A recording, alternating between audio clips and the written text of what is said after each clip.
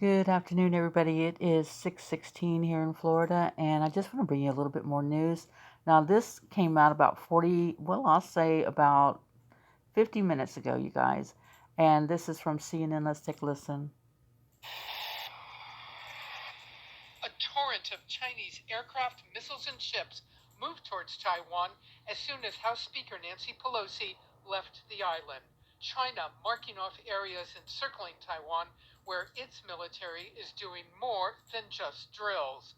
Taiwan says 68 Chinese warplanes flew around the Taiwan Strait Friday. Chinese drones flew close to Japan, prompting Tokyo to scramble fighter jets. Even as it called for calm, the White House stepping up its rhetoric, summoning China's ambassador to the U.S. to condemn the provocations. An official with the Chinese embassy in Washington told reporters that the issue of Taiwan is sensitive, saying Taiwan is one of the very few issues that might take China and the United States to conflict or even a war. So extra caution and a sense of responsibility are indispensable when it comes to Taiwan. But the U.S. is worried China is unveiling a potentially years-long campaign, constant pressure on Taiwan aimed at eventual takeover. Beijing's provocative actions are a significant escalation in its long-standing attempt to change the status quo. In Beijing, total rejection of the U.S. position.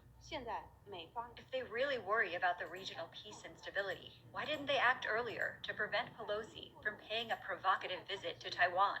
China reacting by canceling phone calls and meetings between Chinese and U.S. defense officials, pausing climate talks with the United States, and sanctioning Pelosi and her immediate family. Still a muted U.S. military response in the region. An intercontinental ballistic missile test postponed out of concern China could misinterpret it.